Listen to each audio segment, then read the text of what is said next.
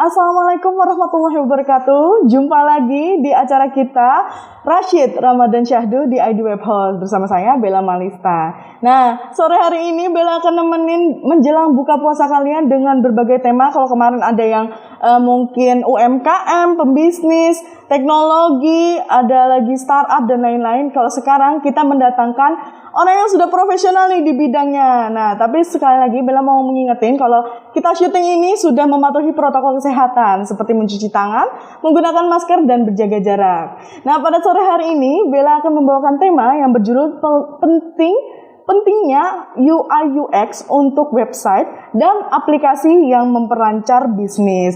Nah, kita hadirkan langsung ini Mas Afif Bimantara selaku digital product desainer ya Mas ya, seperti betul. Itu. Selamat sore Mas Afif. Sore Mbak Bella, ya. Assalamualaikum. Waalaikumsalam Mas, gimana Mas kabarnya nih Mas? Puasanya lancar?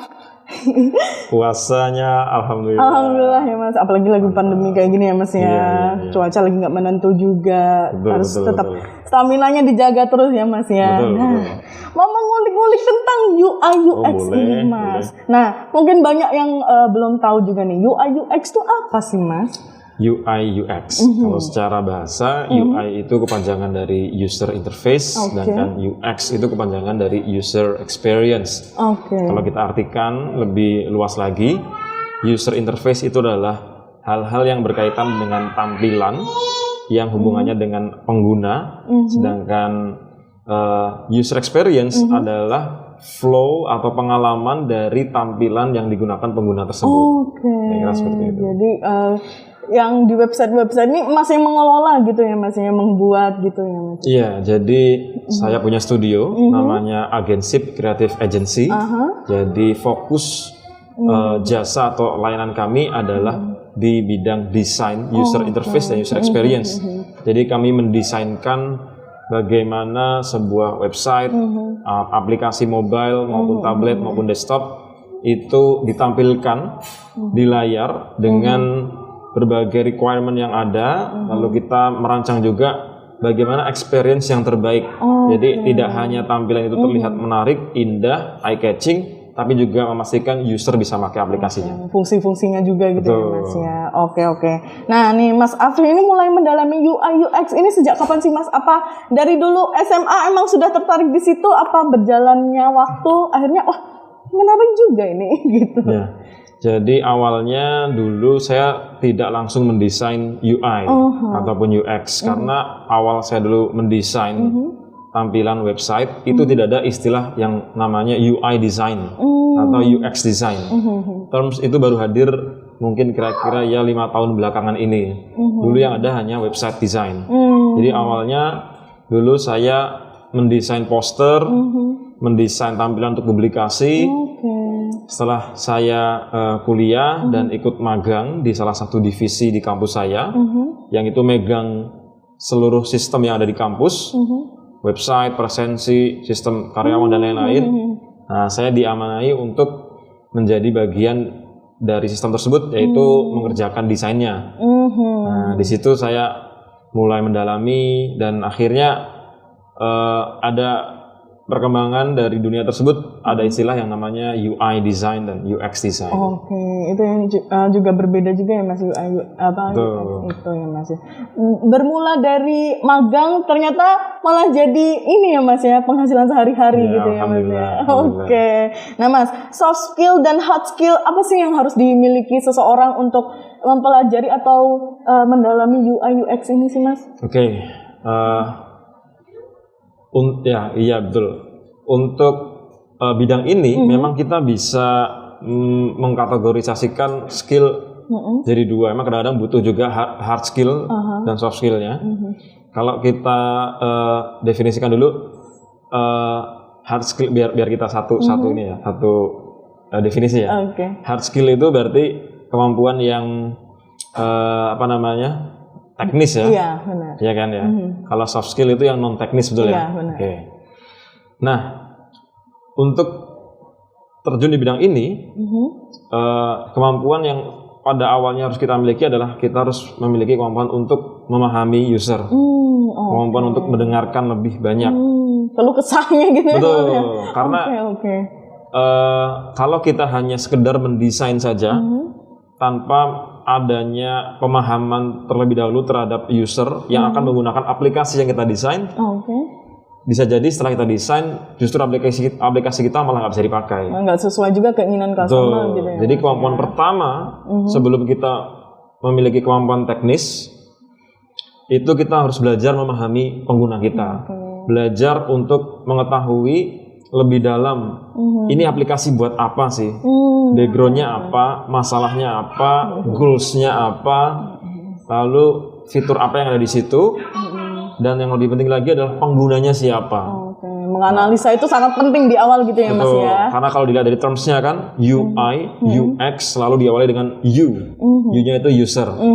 Nah, user itu berarti penggunanya. Benar. Maka fokus dari bidang ini tentunya ke penggunanya.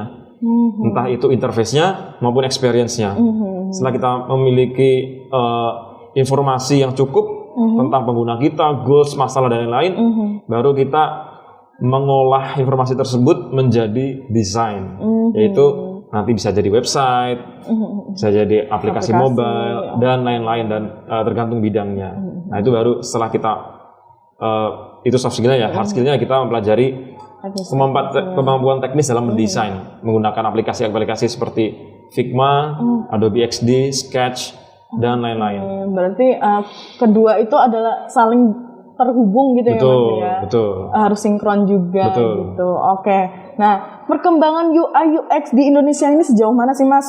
Sama nggak sih sama negara-negara di luar sana atau kita juga lebih maju mungkin atau kita sudah setara sama yang di luar gitu. Perkembangan UI UX gitu ya. Iya. Oke. Kita bisa menyebut terms ini ada sebutan lainnya yaitu product design. Jadi mungkin kalau di teknik industri, produk desain atau desain produk itu lebih ke produk yang fisik ya. Desain kemasan, desain barang elektronik maupun yang lain. Tapi kalau kita korelasikan dengan digital product, nah ini disebut digital product design atau sering disebut product design.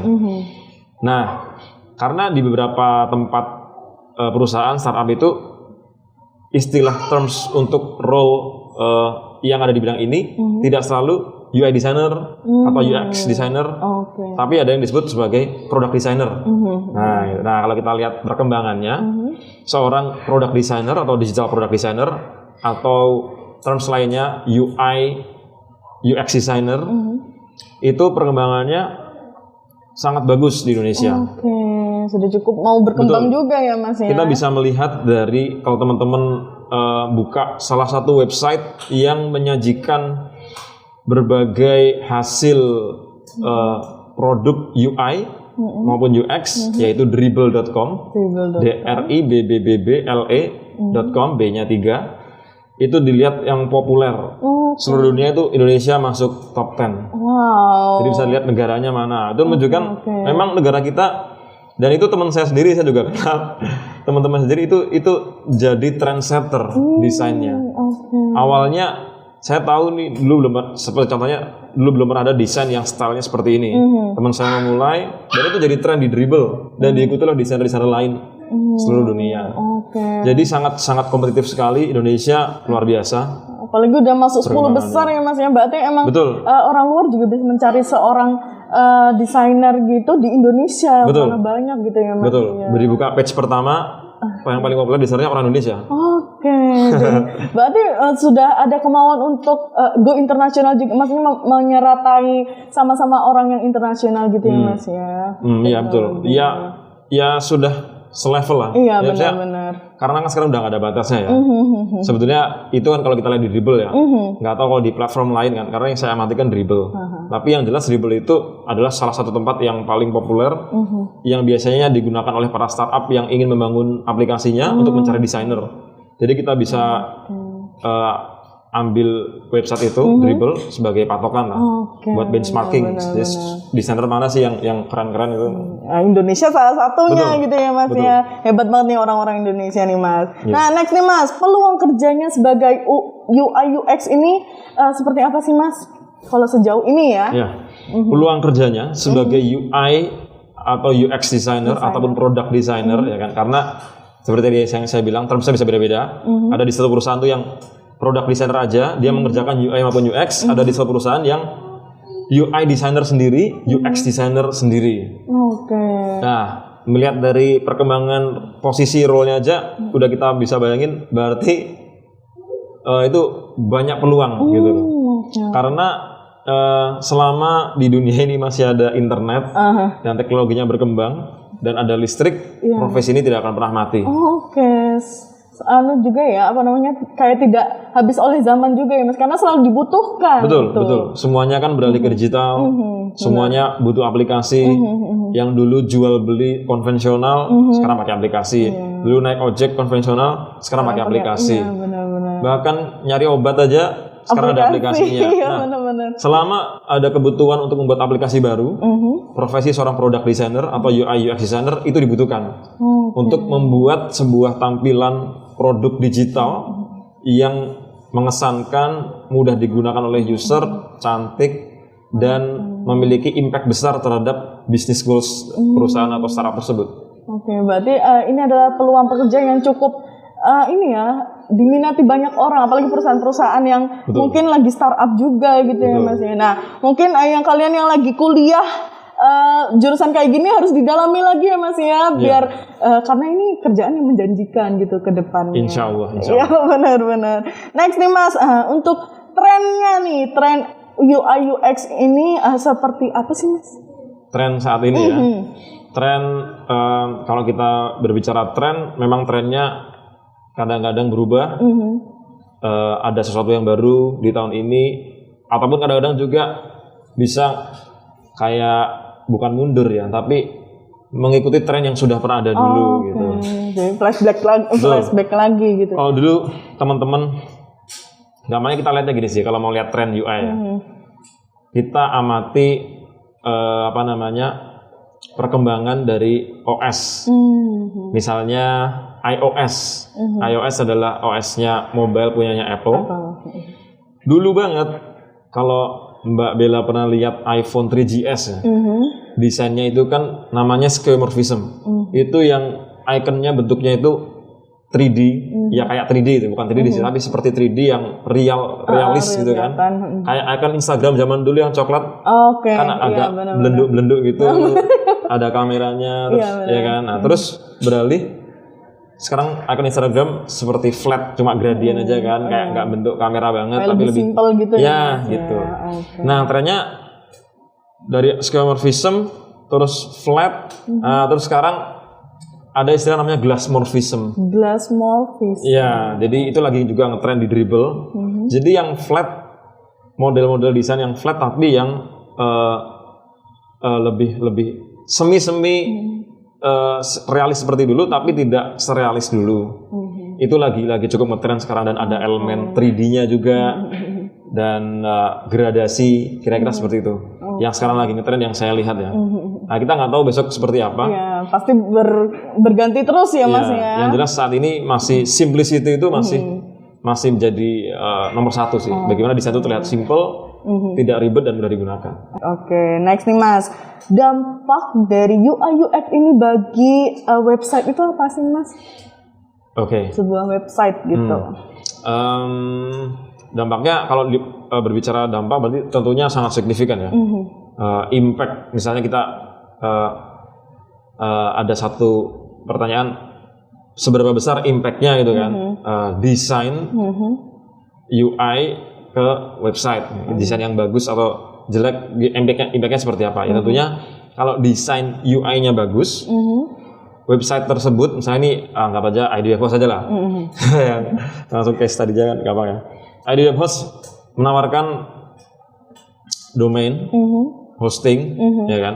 Hostingnya pun ada banyak pilihannya kan, shared hosting, VPS, cloud ya kan. Banyak.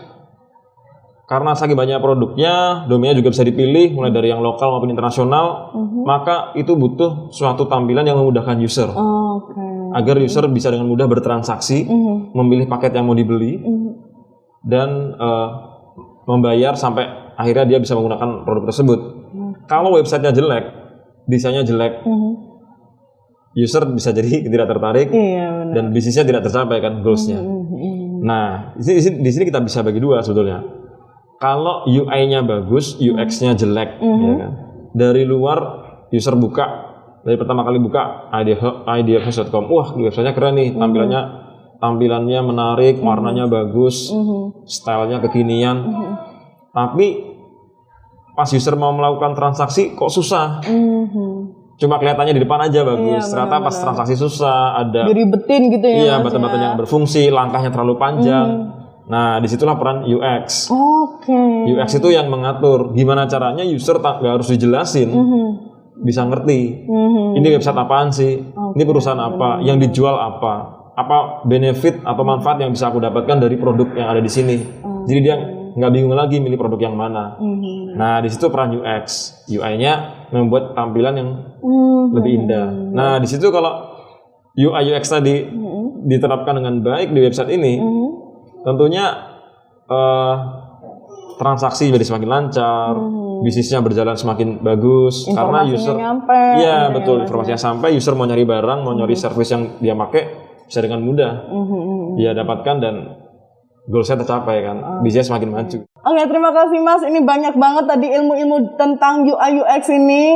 Jadi banyak wawasan juga nih. Ternyata seorang UI UX designer ini emang juga berperan penting dalam sebuah website gitu ya Mas ya, dan aplikasi tentunya. Terima kasih banyak Mas Afif. Semoga puasanya lancar terus, kegiatannya lancar juga. Sama-sama Mbak Bella. Terima kasih sudah mampir di sini. Assalamualaikum Mas. Waalaikumsalam warahmatullahi wabarakatuh.